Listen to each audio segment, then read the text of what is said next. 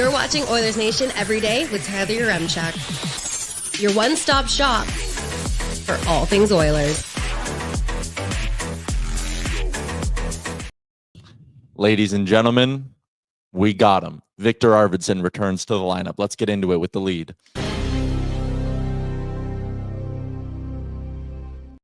He commit to get a wanted poster? It says at the bottom, Jay, isn't guilty, just has been hurt for a really long time.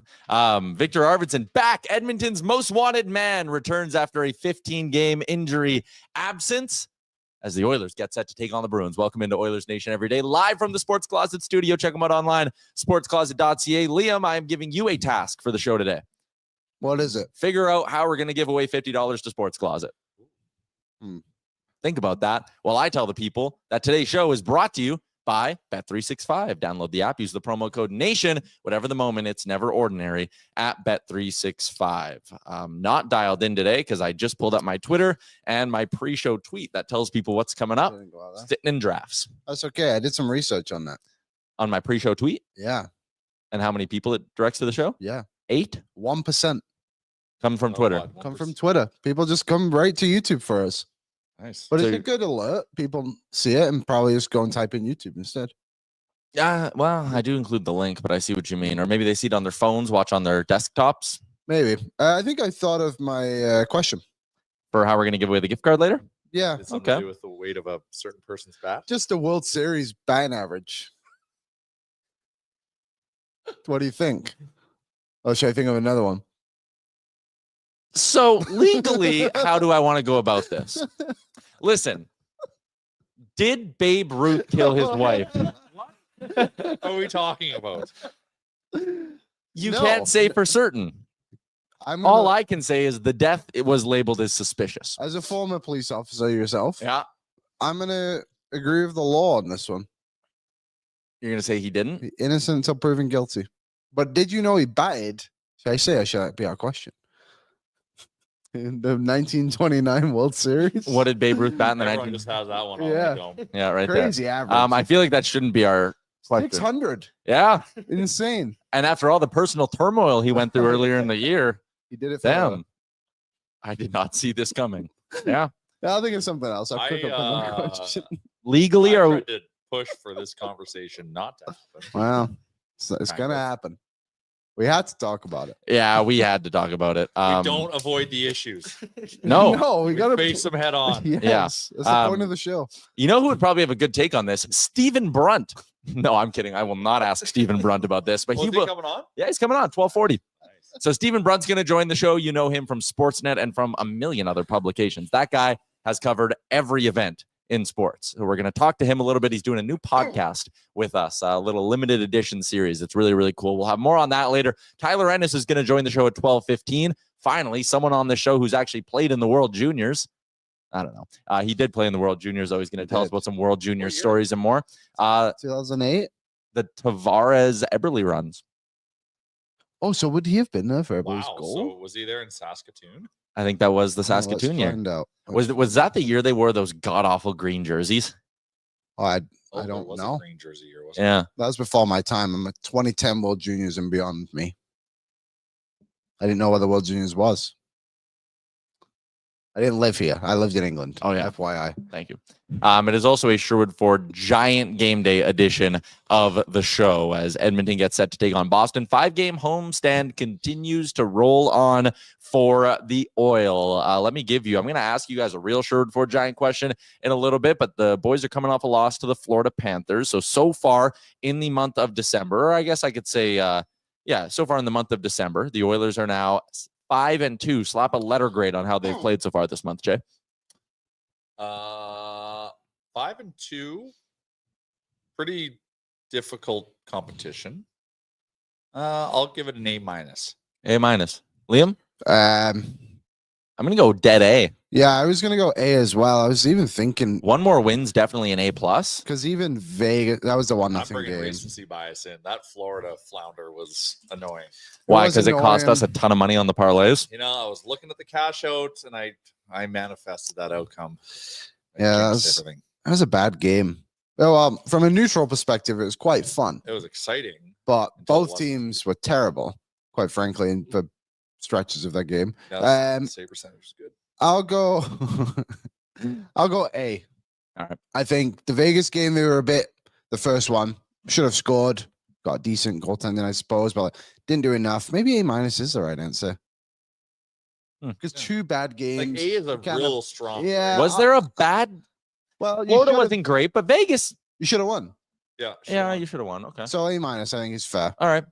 Yeah, Brian is in. Sloppy game against Florida brings the minus. Yeah, I again, we're all in the same kind of range. Offense to win. Yeah. That's what's annoying. I think the expectation, though, is that you win all three of these games before Christmas. You need a good bounce back tonight against Boston. And then you got San Jose, Ottawa, and back-to-backs on the weekend. I do think that Ottawa game, that's like a flashing red light saying letdown game. But the Oilers should win these next three here and roll into the Christmas break hot. That would certainly be nice. Sorry, did you say the Ottawa game could be a letdown game? Yeah.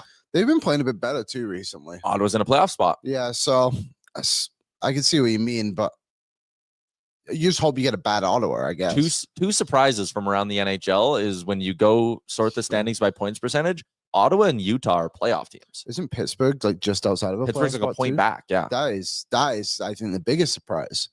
'Cause I think it was expected that Ottawa and Utah would push a little bit more. Obviously, terrible start for the season for Ottawa, but for Pittsburgh, I thought the sky was falling and had fallen and was never going to go back up. I thought it was the end of the Sidney Crosby era. I did too. Colorado were calling, according to everyone on Twitter, and nobody any credibility. So should Edmonton. Sammy Sosa's put out a statement. Oh, Sammy Sosa. Oh, on the topic of the opening topic. No, he's never admitted to taking steroids, and he's now loosely admitted it. Been around steroids. He said there were times I did whatever I could to recover from injuries and in an effort to keep my strength up to perform over 162 games. I never broke any laws, but in hindsight, I made mistakes and I apologize. Fair enough. How's he looking? Oh, have you not seen a picture of him recently? He looks like powder, right? Yeah. He's doesn't look great. That's he's got a poor guy. Yeah. Anyways, the real reason I was pulling up my Twitter is because I wanted to find Gregor's tweet about the Lions because we have a lineup report and it's brought to you by our friends over at Sherwood Ford the Giant. Where did Gregor put it? Anyways, Nation Valet Service. Let me tell you about that a little bit. Wherever you are in the city at Sherwood Ford the Giant, if your vehicle needs routine maintenance and you didn't even have to have bought it at Sherwood Ford, doesn't even have to be a Ford. They will come pick you up, drive it to the dealership, do the work, and then drive it right back to you. But you should drive a Ford. You should drive a Ford. And right now, if you make Sherwood Ford the Giant your next dealership and you're a Nation citizen, you will get up to $500 towards a service plan with them. I stumbled on that for some reason. Anyways, Oilers lineup for tonight. Jay, they flipped them. Just flip them. Just flip them. Matthias Janmark is getting moved to center. He told Jason Gregor the other day that he can't remember the last time he played center in the NHL. I still got it. But the Oilers flipped him. So Janmark is going to center, Corey Perry and Jeff Skinner on the fourth line. Ooh. Victor Arvidsson, again, first game back after missing 15, is in on the third line with Adam Henrique and Connor Brown. Interesting. Draisaitl with Podkolzin and Kapanen, and then McDavid with Nuge and Hyman. Interesting. What do you guys make of this? Predictable. We called it, didn't we? I called it. You guys argued to the death against me that Arvidsson wouldn't fall out of the top six to start it. Okay. And Tyler said so we Kapanen can all stake a claim to winning then in this discussion because also moving Janmark to center. I think all three of us would agree that was probably the move. We all played a correct part in this. But I think it's a good lineup for tonight. I think Skinner obviously needs to. I think he's actually a very interesting debate right now. Obviously wasn't good against Florida. The only Oilers forward not to be on the ice for a shot 4 and was on for 7 against. So after one game, yes, deserves that demotion. But I feel like in December, he's been pretty solid. If you look at his numbers, he has 4 points, 2 goals, 2 assists for a guy on the third line. Like he played the highest minutes he played was against Vegas, played 15:50. And other than that, he never played more than 13:10 or something around there. So to have 4 points and that until one game and then get demoted, I found that quite interesting. Yeah, we well, first off, you said everyone kind of staked the claim. I got everything wrong. Well, I was trying to be nice. Yeah, I said Kapanen would come out. I said there's no way you make Janmark play center, all that stuff. So I'm dead wrong on the lineup prediction, but I will say I don't mind this. Like Derek Ryan is obviously their 13th forward. So him coming out makes sense. I'm a little bit nervous about how Janmark's going to adjust to center, but I mean, it depends how you use that fourth line too. Like, I don't think they're getting a lot of D zone zone draws. Yeah, they're not getting a lot of D zone starts. And if they do, then Draisaitl's taking the draw. With the skill that Skinner and Perry both do have as well, I could see Draisaitl and McDavid rotating through there every few shifts too, depending on where it is. Sorry, the quote from Knobloch just on Arvidsson on why he did it. He just said he likes the way the top six is playing. Added he wants to monitor Arvidsson's minutes when he returns and wants to have him more in the bottom six to start. Someone said it's a Thursday, so does that mean Pix is playing? No, according to Jason Greger, it is going to be Stuart Skinner tonight for the Oilers. Right or wrong call? Do you know, I actually was thinking about this today a little bit because I wrote the game notes. Everyone knows Cal plays on Thursday. Liam writes the game notes on Thursday, except for today. It does make sense that Skinner would play this game. Otherwise, you're going to play Skinner against San Jose, then you have to play Pickett against Ottawa. Your two toughest opponents are your next three tonight in Ottawa. You know what I mean? Yeah, I look at it a bit differently in the sense of, yes, I think it's the right move. Skinner owes us a good performance after last game. Yeah. And Boston, despite their issues, is still Boston. And they've been good. They're 9-3 since the coach firing. There you go. So, which is the same amount of wins as the Oilers. Since they fired their coach, giving up the second fewest shots in the league as well. So the system's definitely 9-4. Apologies. I think they're like 8th overall in the NHL too, just throughout the entire season. It's I'll got a bit more in game notes later on. Okay, we won't ruin it later. All right, that's fair. That's fair. Zach Hyman, speaking to the media today, he is not going to miss a game after taking an Evan Bouchard slap shot to the face. Oh. Boy, that looks painful. He did say a couple of his quotes were disgusting. He said, first off, he's lucky that it's only a broken nose. Because it got shifted so hard, they had to re-break it. And he said it sounded like crunching a bag of chips. There's a lot in your nose. Yep. Like a lot of like small bones, right? Isn't that how it is? Cartilage. Yeah, the cartilage. I couldn't think of the word. Gross. Oh. So he's going to have a bubble on. Evan owes you a giant Christmas present. Such a tough game for him the other day. Oh. Like finally gets a shot past the first guy's shin pads, buzzing in his face. On another planet. Oh, man. Hammers. I think he'll be awesome tonight. Yep. Because I think he, quite frankly, has to be. Yeah, our guy. Skinner. Yeah. Do you think Skinner? How bad do you think he was the other day? Like on that Reinhardt goal is amazing. Do you think that was a bad goal? Yes. No, Jay. Why do you think it was a bad goal? Dude, when Connor does that, we sit here and are like, whoa, what a goal! Differently though, Connor's charging the net, and the goalie has to respect that he could cut across.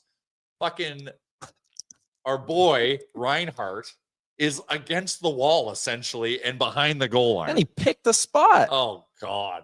What did you want Skinner to do differently? Post. He did. The post. There's room for a puck up by his ear.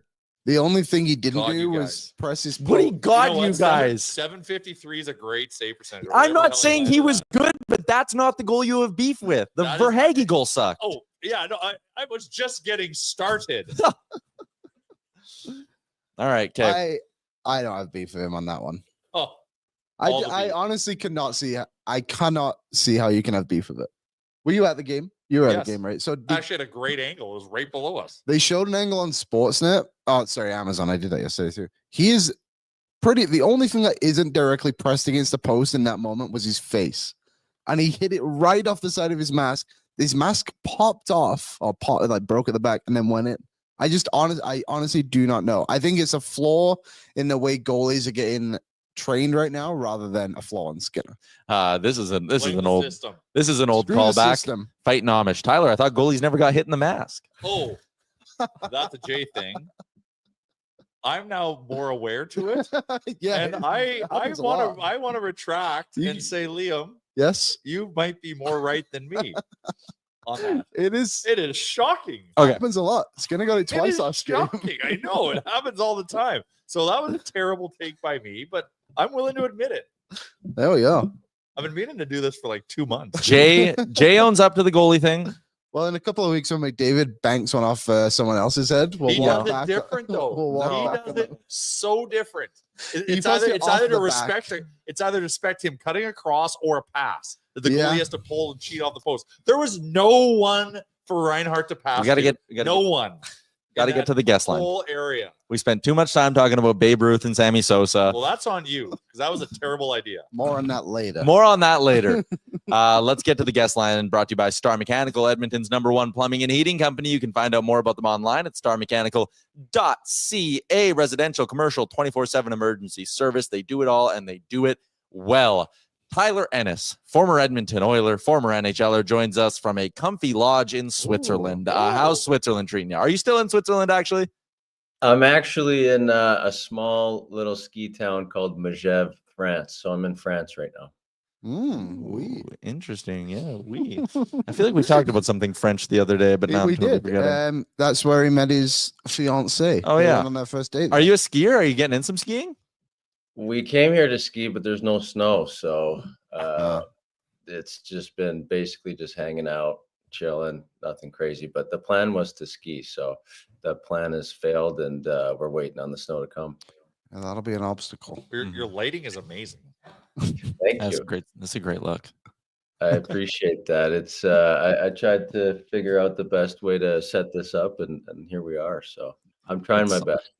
A couple of trades last night in the NHL, which is, I mean, somewhat shitty timing because it's a week before Christmas. The roster freeze kicks in tonight. Do you have a good getting traded story or anything like that? When I got traded to the Oilers, I was playing for the Senators, and we were on the road in Columbus. And I just remember, you hear it all the time, but I remember just finding out on TSN or Sportsnet or whatever. I was watching TV, and I found out on TV, and then had to fly from Columbus to, I think we played in Anaheim, and my first game as an Oiler was in Anaheim. So it was a strange feeling. I knew I was going to get traded. It was just a matter of where I was going. So that day in Columbus was weird, just kind of sitting in my hotel room, watching the ticker, watching Sportsnet, watching TSN, everything, trying to figure it out. And when that day happened, I was just so excited to be a part of the Oilers. And it was a bit of a dream come true to play for the Oilers. But yeah, being traded is a unique experience, a unique feeling. You also, the only other time that you got traded, I know your draft pick rights were traded back in 2008, but in 2017 you got traded to Mini, but that was during the summer. So like, how much different of a vibe is that when you get traded in the middle of the at the beginning of the off season? That one was cool. Actually, that one was probably a better moment for me because Buffalo was going through a rebuild that everybody knows is still happening. But I was at the gym with my best friend Jared Spurgeon, who's still the captain of the Minnesota Wild. So we were training together in Edmonton, and we got the call that I got traded to Minnesota. So I was at the gym with Jared, and so it was super exciting. I was like, this is a dream come true as well. We got a chance to play together in the NHL.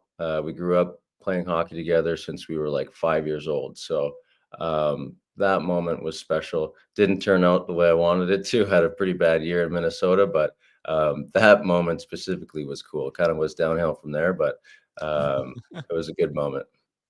The last time the Buffalo Sabres appeared in a playoff game, you played in that playoff game. It is an absolute shit show in Buffalo right now. There's rumblings today they might trade Dylan Cousins. Like, bring him to us. Apparently Nashville's hot for him, but I want the workhorse from Whitehorse. I mean, that's crazy. It's been 13 years there without playoff hockey. What do you remember about that last playoff run? And have you kind of kept tabs? Like, I mean, it was your longest stop in your NHL career was obviously Buffalo. Like, have you been keeping tabs on what's going on there?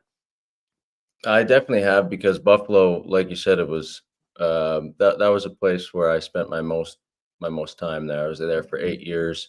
It was my first team. I was drafted there. I have a lot of friends there still. I love Buffalo, the city. I love the community.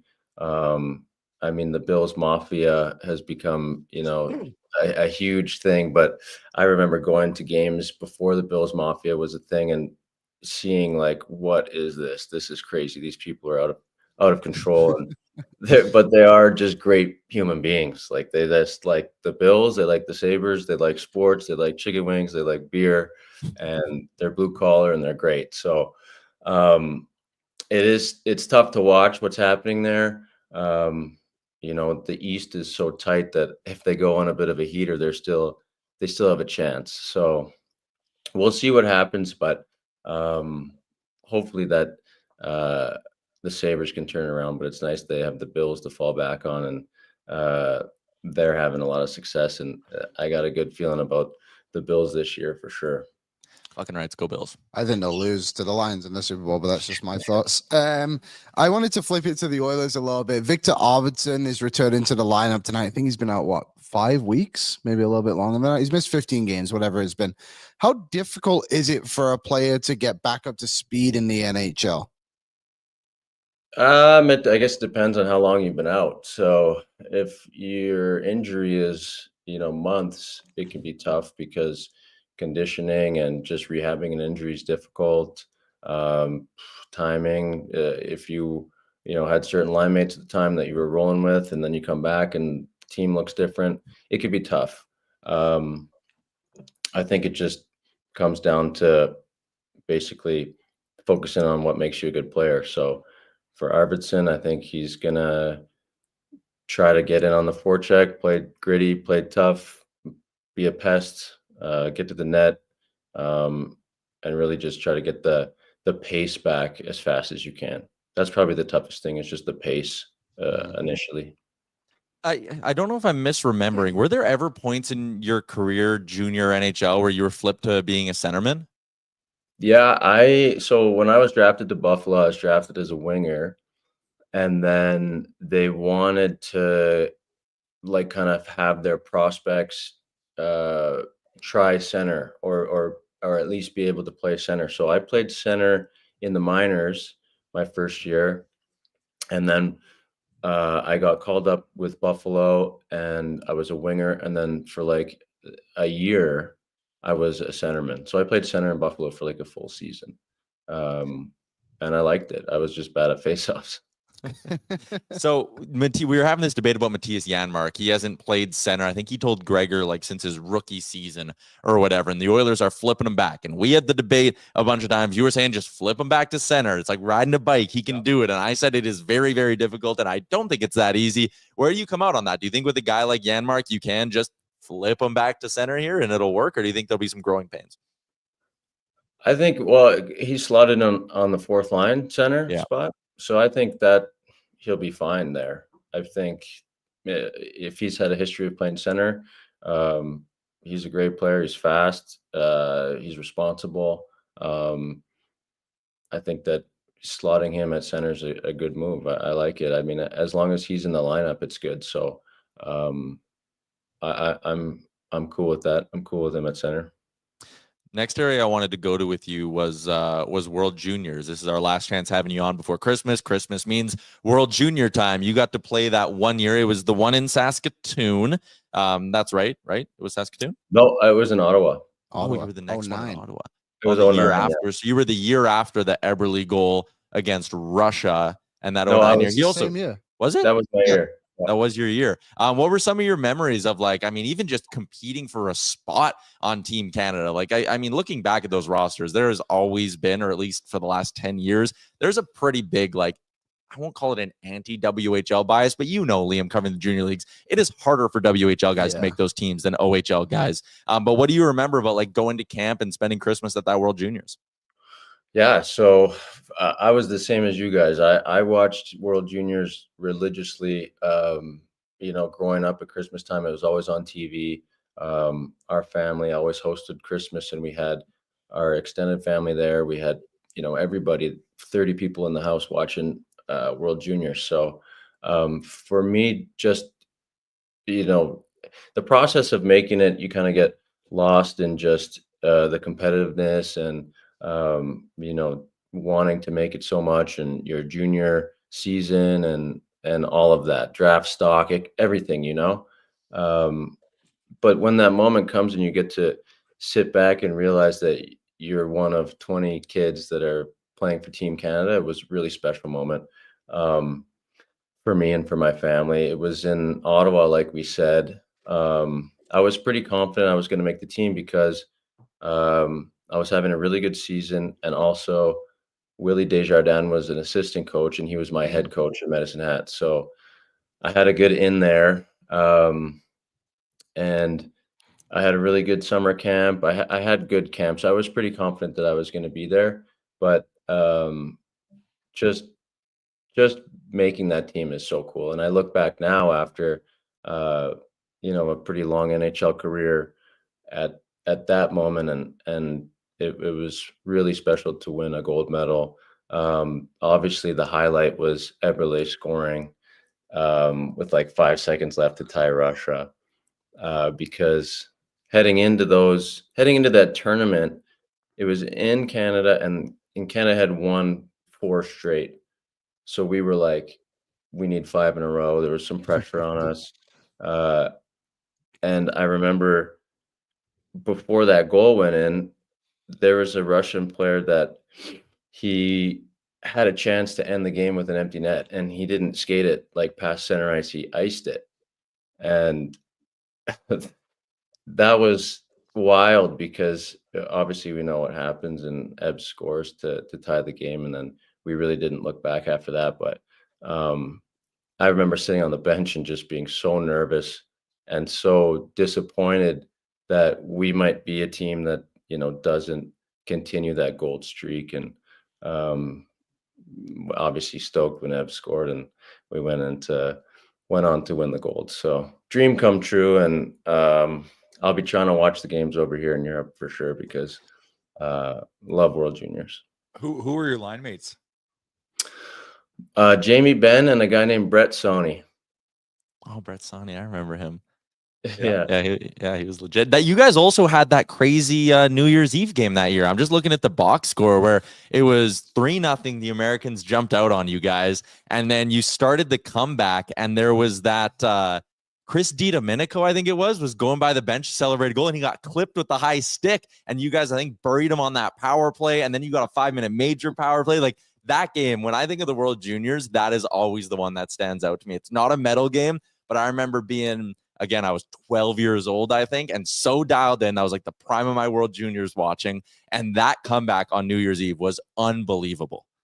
Yeah, it was cool, and it was also cool because that was kind of the moment where, I mean, I had so much respect for players at that level because I knew what it took to get to that point. But then playing with John Tavares was an extra level because he had so much pressure on him. He was going to be first overall. It was in Canada. The media was always on top of him, and he handled it so well. He scored a hat trick that game, just dominated the tournament. And I was just like, wow, this guy is going to be something great. But that game was wild. I played with DiDomenico when I went overseas after my NHL career. I played with him in the Swiss League, and he was doing kind of the same stuff over there, drawing penalties and creating some havoc over here. But crazy game, crazy tournament. But that's what makes the World Juniors so fun, is that turnovers happen. Leads are never guaranteed. So junior hockey is just so much fun for that because the game's never over. How do I word this? Like, so after that Russia game in the semifinal, you obviously go into the final. What was the vibe like going into it? It was almost like, okay, we just beat Russia in that crazy game. We're feeling pretty good about ourselves now, no matter what. You won 5-1 for people who don't know. After that game against Russia, we were pretty confident. Like, it was almost like we were on a mission. We got so close to failure that after that, we were just so determined to win and just really confident. I think that's the feeling.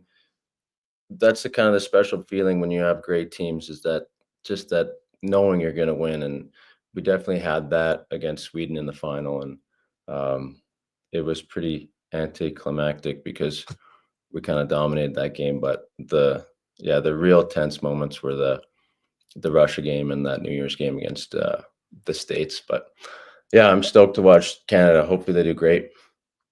Yeah, it's always a good time around Christmas. Also, I'm just reading box scores because it's so much fun. I was gonna say, but you got the empty netter in that New Year's Eve game. I remember the Tavares one with one hand, he leans it in, but Tyler Ennis from Evander Kane was the other empty netter. Yeah, that was we had a good team. I mean, a lot of big names, but I got a question. What are they saying about Kaner? Is he coming back anytime soon, or what are you guys hearing about that? Well, March. yeah, Is like the earliest I think they're saying. Let's push it to April. yeah, maybe he needs to keep rehabbing that injury until the first game of the playoffs. Play a little LTIR game so the Oil can do a bit more at the trade deadline. They're being so quiet about it, and anytime Chris Knobloch's asked about it, it's like, oh, it's going to be another month. Don't ask me for a month. And I think they're trying to do the LTIR thing with him and just save him for the playoffs. And man, if you can have that extra $5 million at the deadline to go add another piece, that'd be pretty legit. Where do you guys put him in? Where do you slot him in when he comes back? I honestly have no idea because Podkolzin's playing so well. Like he'd be the one, I guess you could bump down. Jeff Skinner's really the one that you're kind of waiting to find out what he's going to do for you. Yeah, I also think there might be a little bit of, is Kasperi Kapanen going to be a guy who's in your playoff lineup, right? I do think by the time playoffs roll around, Arvidsson's back up in the top 6. And I think a third line that's like Evander Kane, Adam Henrique, and Connor Brown, I actually think that could work pretty well when you look at those three players stylistically.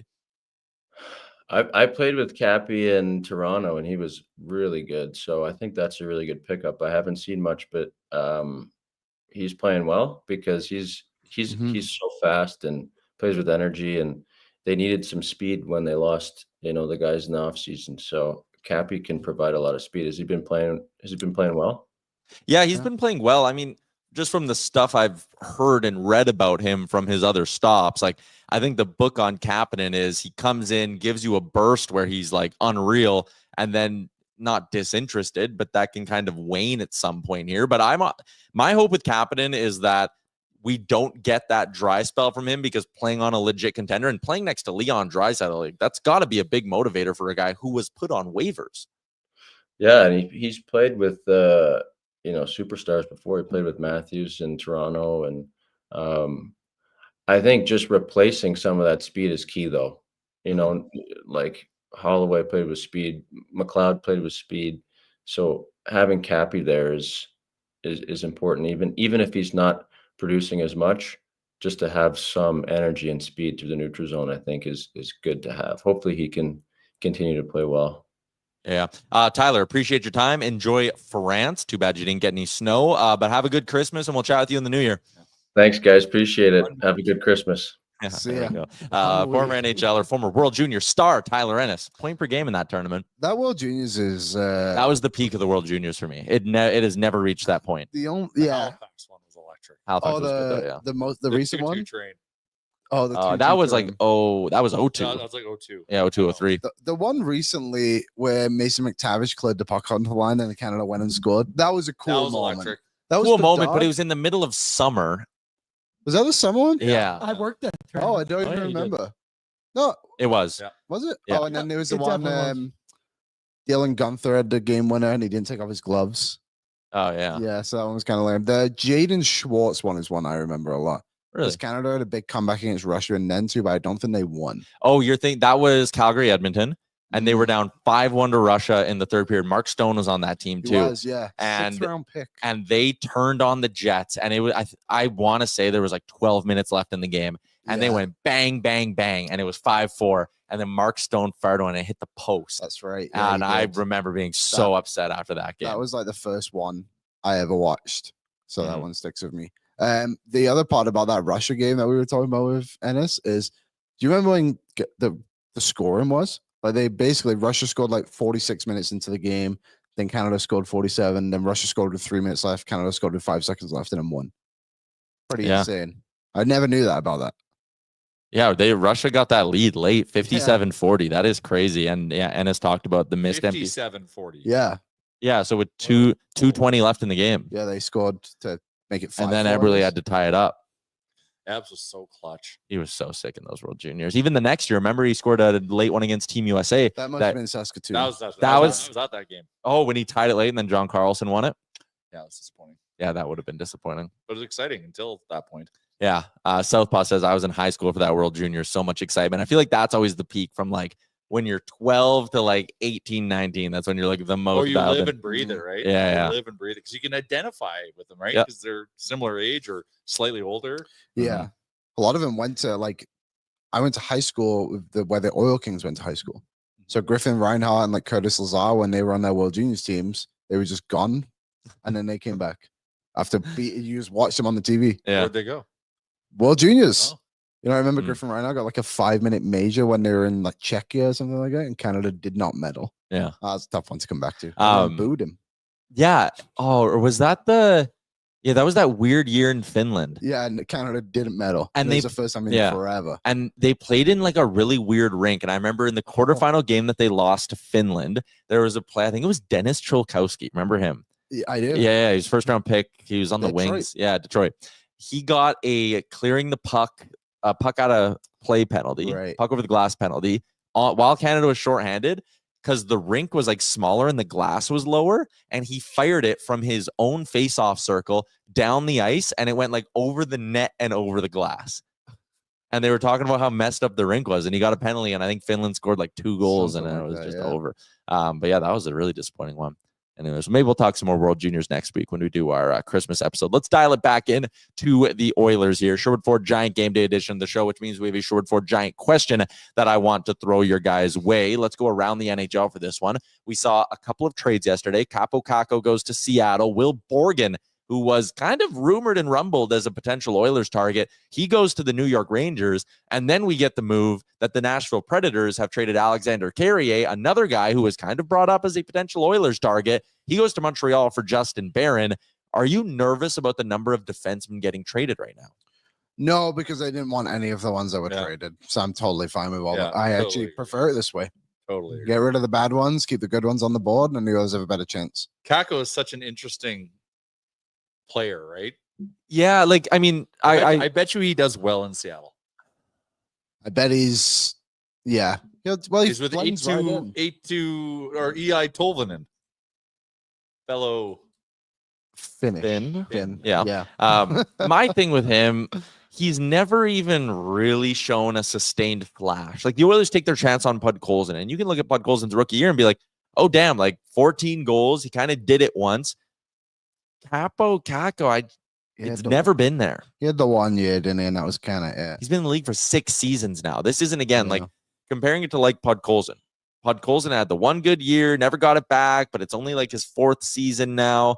I know he was in Russia for a little bit, but like Kako's been in the league for 6 seasons. I don't know how much upside there is. He's actually, those numbers aren't terrible this year. 40-ish point pace, high 30s. I don't know. I mean, for what he was playing on the Rangers, it's not terrible. I think he's a player you can take a chance on. At the end of the day, he's only 23. Are you disappointed that Borgen and Carrier have moved? No, I'm actually fine with it. Both of them. I don't know. They're both fine players, but I just don't think they like move the needle that heavily for the Oilers. I think when the Oilers make their acquisition on the blue line, it's going to be someone who is just going to push them to that next level. And I just don't see either of them being that guy. It's going to be someone it's going to be someone that's not even on a trade list yet. Yeah. That's what I hope for. It's like a similar situation. Like what's the Nashville, like who's Nashville this year for, Nashville again.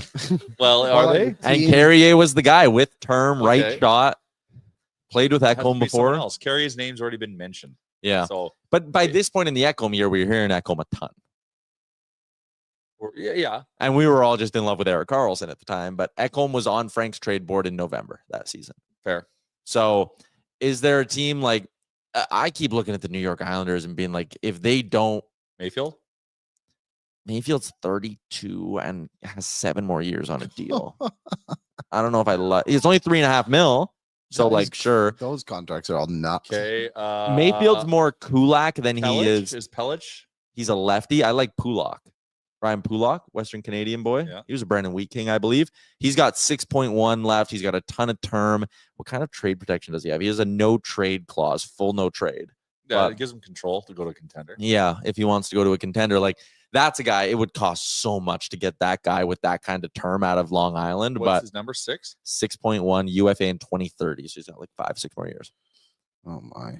Yeah. I look at Jake Wallman. I like Jake Wallman out of San Jose. I know it's a bit complicated because they don't have any retention spots left, but he's a really good player.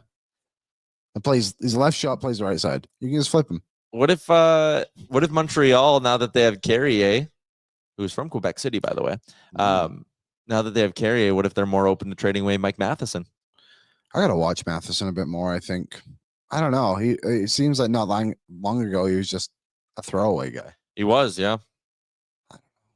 Maybe he's good, but is he just one of those guys that does well on bad teams?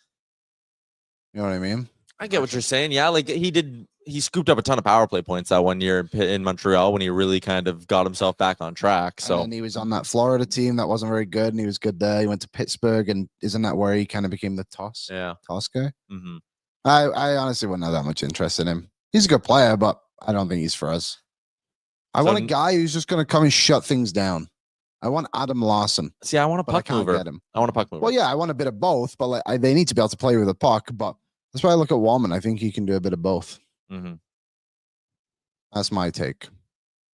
I wonder how much Wallman would cost. Yeah, I don't know. Future considerations, maybe. You disappointed in either of these guys off the trade board? No concern whatsoever. You think they're gonna get their guy? Hey, are you concerned? I don't remember if you said. We don't know enough to be concerned because we don't truly know who's out there. Yeah, like I mean, it's just what does concern me. Like the Oilers can't move till they have a clear cap picture, right? And Frank did say yesterday the Oilers have not made any calls. No, so they can't do anything. And I mean, Frank saying they haven't made any calls right there. That's bang on. They can't do anything till their cap picture is more clear. But we know teams always need defensemen at the deadline, and now that Borgen is off and Carrier's off, and Trouba, they're not our guys.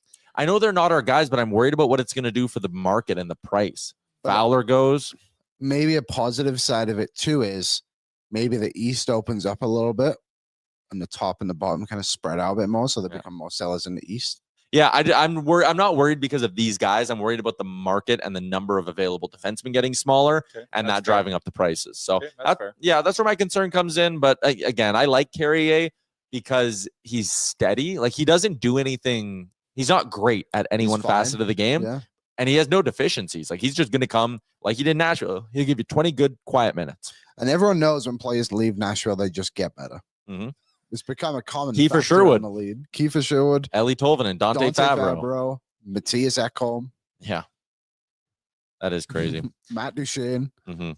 Liam, you got game notes for our friends over at the Sober Carpenter Craft Beer Reimagined. Sober Carpenter is celebrating 5 years of brewing award-winning non-alcoholic craft beer, from hoppy IPAs to rich Irish Reds. They've got the flavor without the buzz. Find Sober Carpenter at your favorite liquor store across Alberta, or order it online at sobercarpenter.com. Cheers to 5 years of staying true to the craft.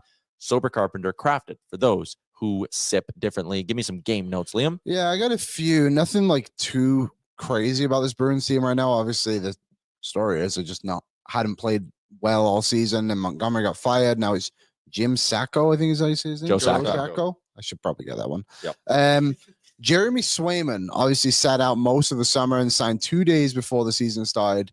It's been kind of bad, to say the least. So I was intrigued because usually when a coach gets fired, the goalies have a decent amount to do with it. Yeah. Jay Woodcroft, right? We've seen it before. And then a new coach comes in and the goalie magically plays better, but Swayman's not playing better. The difference is they're just giving up fewer shots. He had an 884 under Montgomery. He has an 893 under Joe Sacco. And the thing with that too is right after Joe Sacco came in, he had 3 good games in a row. He had over 900 save percentage. It was like 909, 950, 910, something around that.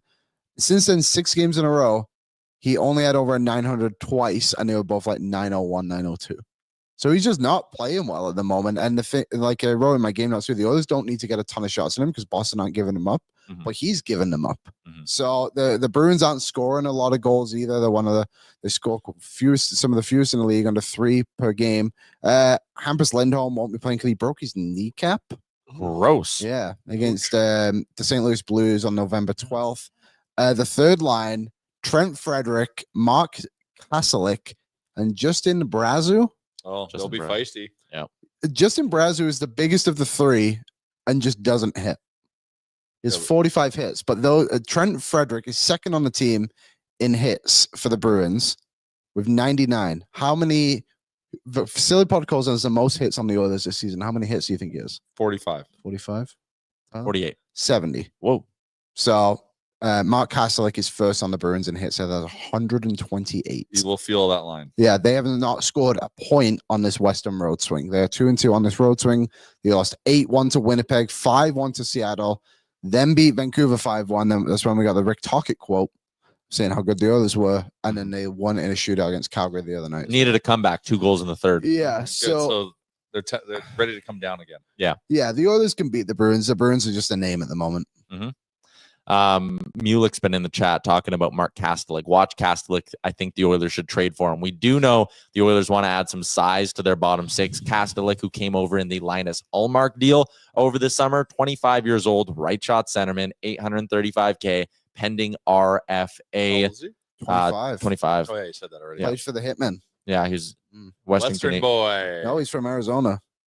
So kind Western of Leaguer. yes. And still West, Arizona. West, Central West. I would argue Arizona is not I central. would say it's The also Midwest. West. It's also not No, the Midwest is also weird. Yeah, Because it's the also Midwest is east. Missouri, which is east. Yeah, it's the Middle East. That might be a good name for it. It's more appropriate. It's still weird in the Midwest because I guess there's theories. Yeah, the map doesn't. make a Theories lot about of the sense. Middle East? How does Sure. Babe Ruth come Just into share this? yours. I do like Kastelik, but what's his cap hit even? I like. Do you know what I like? 835. He's nothing. 835. Sorry, I didn't hear you say that. He's around Built here. for Kastelik. Who says no? Me. Me, based off vibes, but The NHL should probably. The Oilers should probably say yes to that deal. probably. Yeah. Kastelik has But if it played- only costs you like a fourth to go get a good, tough fourth line center, I'm all in on a guy like Mark Kastelik. Doesn't give you a lot of offense. Like, what's he done? He's Is he got. a center? We have enough offense. He'll- We need a little bit more tenacity. He's What not about- playing center right now, but he has played center in the past. Can I give you a little bit more tenacity 10 points on the year. Yeah, and a couple of goals? not bad actually. Matthew Olivier. Yeah, but you're gonna pay. You're gonna pay because he's having a career year. But I wonder if you get like a 2-for-1 kind of deal, Provorov, Olivier. like they did last year with Henrique, and they got Carrick in the deal too, Yeah. right? Like I wonder if you could do something like that. I think Columbus will probably trying to re-sign this guy, but I like him a lot. I don't understand why Columbus would want 27. to re-sign him if you can get a pick for him. I would, yeah, that is a good point. First player from Mississippi to play in the NHL. Really? MISSISSIPPI. Yes, What? that's Mississippi. It's Oh. in the Midwest. But it's a bit more east. It's actually very south. Yeah, the super south. It'd be considered the south. Okay. Well, this has gone to some weird places. I know we told everyone Stephen Brunt was coming on. That's actually tomorrow. That's my bad. Hand up. Misread my days. I knew it. But it's a Sherwood Ford Giant game day, and we have a lot to still talk about, including the Bet365 Gameday Betting Challenge. Download the app today. Use the promo code NATION. Whatever the moment, it's never ordinary at Bet365. I'm coming off a dub. I'm right back in it, Liam. I'm nipping at your Because heels. you didn't believe in the Oilers to win. You're not nipping at my heels. No. But I'm right in the middle. 3-10. I've hit a couple of bangers as of late. So I've crawled back from my -8 unit deficit. I'm now 10.65 units behind Liam. Interesting. Jay way in the rear view mirror because he keeps betting on the Oilers to win. Sometimes you got to just move away from the dubs. I never bet on them to win.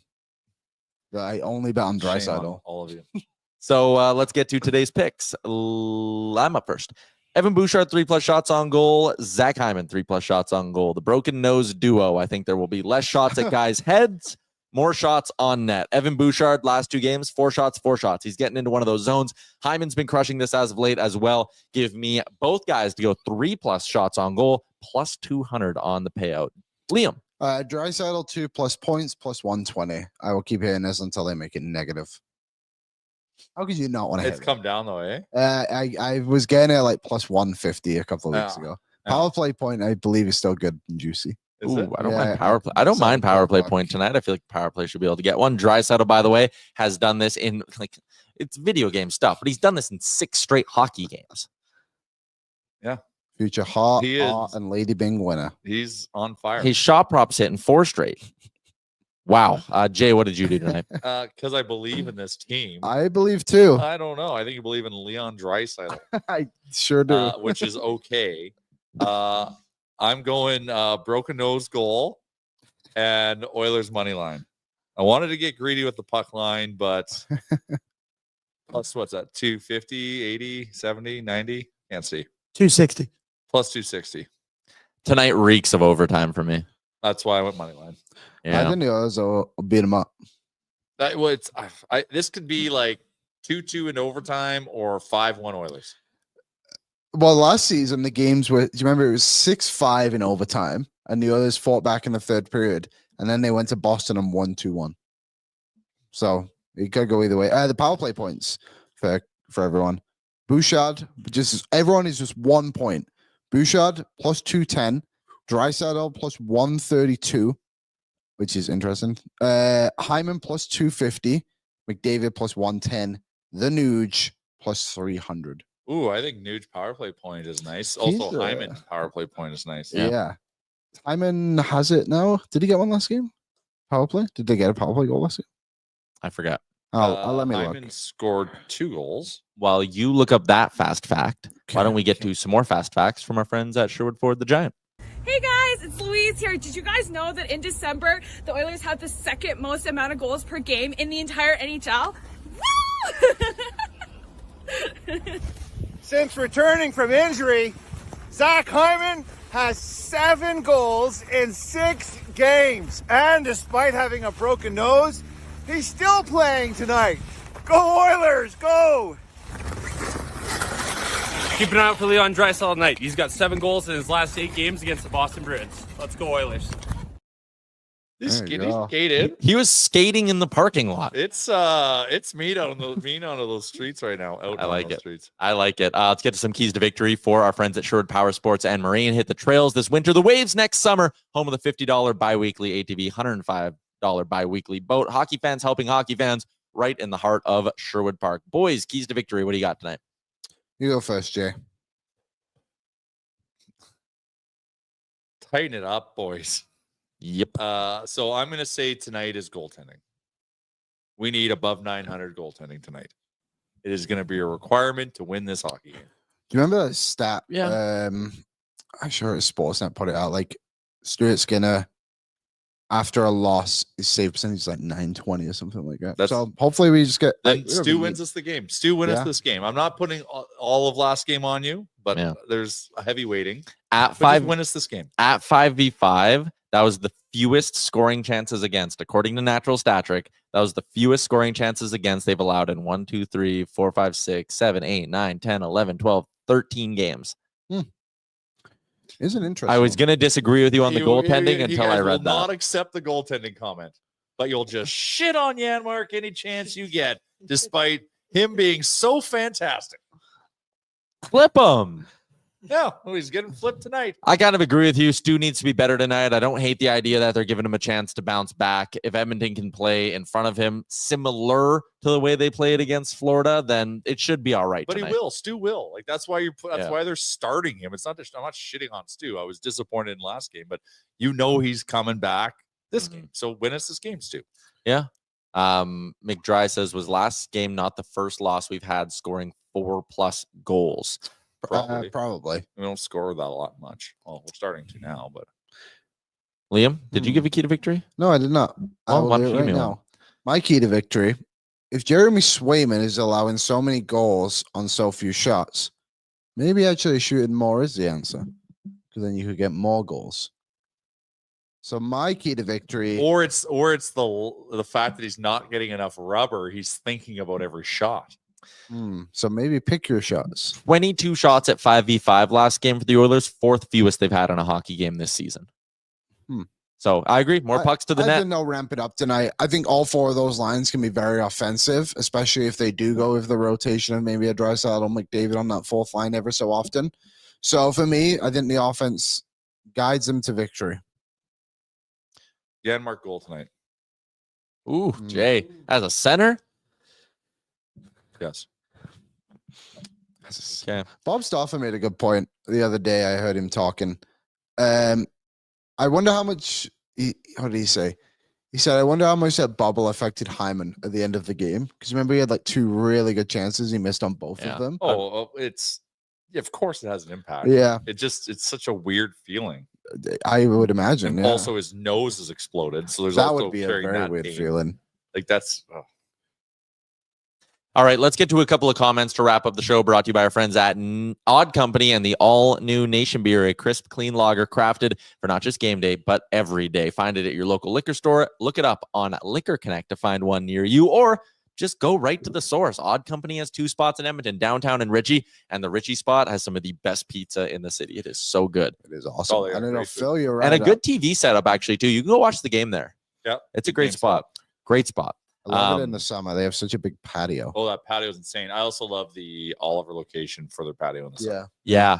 Yeah. Because I think you can have dogs on it. It is Yeah. hot dog is been there.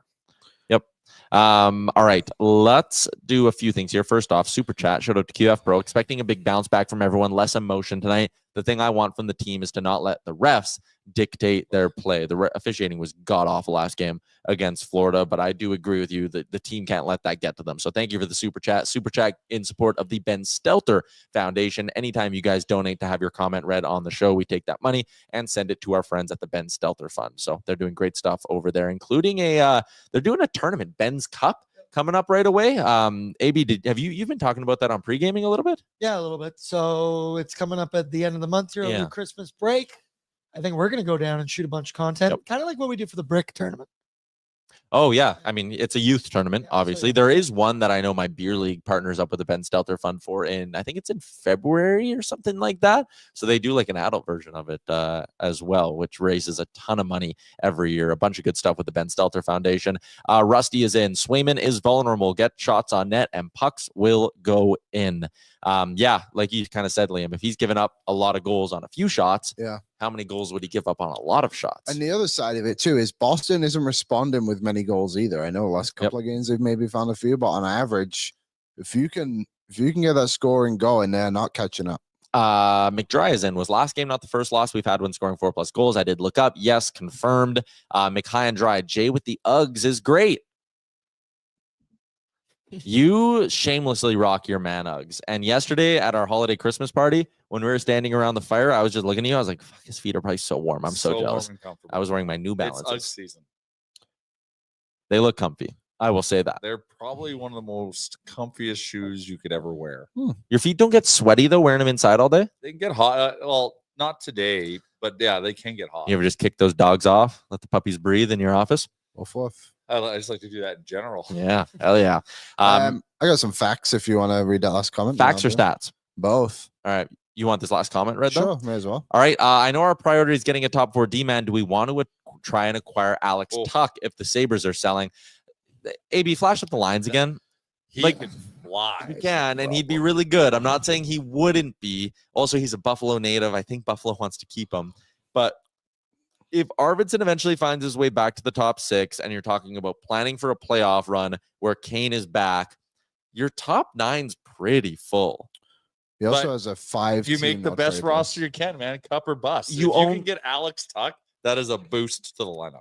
But what if it costs you, man, what's Tuck's term? He has 1 more year after this. At He has a what? 5 team no trade clause at 4.75. 475. You could move Arvidsson. Oh, Yeah, well, that's like Yeah. make Arvidsson, your first Jeff and back. Arvidsson, your first and Bo Akey. Would you do it? Tuck? You're getting terms. You're getting 2 years. The first No. Can is you the just do the first and Boiki? We have to send salary back. Sorry. yeah, unless you know Kane's out. So if you just do the first and Bo Akey, the first is for this year, Akey's for maybe the I next would. year. I think I do that, but then what do you have left to trade for a top 4 right shot D man? No, I wouldn't do it because your priority is a defenseman. I think you have enough forwards. Oh, You're probably right. I think they should. I think they should try to get 2 pieces. I think so too. But But you first can't get priority 2 is- A-level pieces. So if you go get Tuck and he's your A-level piece and he costs you 2 assets, the next piece is a combination of 3rd and 4th round picks. So that's the kind of defenseman you're getting. Solid shutdown. At that point, and just relying on Daryl's ability to puck move and Bush. Yeah, Like, I don't think- it's all circumstantial, right? Like it's, yeah. If you can get the A-level defenseman, then you get the C-level Yeah. forward that just adds grit and energy, Oh, which I think we should do anyways. We're probably 3 pieces. Mulek has a very good idea. Just get Tuck and Samuelson in one big blockbuster move. Samuelson is tied up until 2028 and has a contract 4.285. He is 24 years old. Okay, so He's you a would left shot. So you would need to afford both of them you need $9 million basically on the nose in cap space if you want them both. Right Get them now, to retain Tuck, even though it's for a year and a half. ooh. Right now, if you keep accruing at the rate you're on, you're going to have 3.5 at the deadline. Then you could use Kane's LTIR. You'd be 8.6. You could do it. Derek Ryan would come off the roster. So would whoever your 7th D is, You could do Regula. it.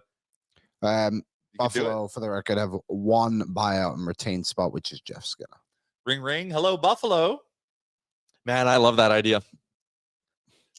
Oh, what do you give up? Are you okay? So you have to give one of your next 2 first-round picks up. Or both. Well, you have to give one of your next first 2 to Philly for the Sam O'Reilly deal. So would you be okay? Because you're getting a lot of term on Samuelson and Tuck. You got to give up Sam O'Reilly, Bo Akey, and a first. That's a 3-asset banger, no doubt. I just don't know where Buffalo is going to be at. Obviously, they're trending backwards, but So let's in cheer this- against Buffalo. This is in the summer, they didn't Something want there. guys. They traded Savoy to get NHL players. I don't know. Do they want more picks? because they thought they were going to make the playoffs this year. This is now not happening. But they clearly want Potentially. to make the playoffs sooner rather than later. I don't Well, think they of have course. any interest in going into like any kind of other rebuild, you know? But I just so don't then think Buffalo's a maybe, good fit. then maybe it's not a 2-piece move. Maybe it's a 1-piece move. Yeah, And maybe. I would put Cousins in the conversation then. They have some good pieces that I would want for sure. Oh, it's so weird that they An interesting player in this that he's not getting talked about, and I probably right now too. Tage Thompson doesn't have a no trade clause until next season. Right now, he's just fully unprotected. There's no way they No, I trade know, but Tage. it's just he's under contract till 2030, and so is Dylan Cousins. And the difference in their contract is $40,000 Interesting. per year, and obviously Cousins is 4 years younger. All right, we got to wrap because we're past 1 o'clock. New episode of Real Life is dropping later today, so look for that wherever you get your podcast from. Boardsy going live pregame, and what time are we going live today? 6 p.m. 6 p.m. for a 7 p.m. puck drop between the Oilers and Bruins. If you're going to the game, have fun, stay warm. If you're watching the game at home, crack a Nation beer, kick your feet up. It's Thursday. Why not relax and have a cold one? Now, that is a wrap on today's edition of Oilers Nation Everyday. Demers, Brunt tomorrow, and a full recap of the hockey game. We'll see you at noon Mountain Time. Oil up. Thank you for watching Oilers Nation Every Day. Hit the subscribe button to never miss a show. And for more, visit OilersNation.com.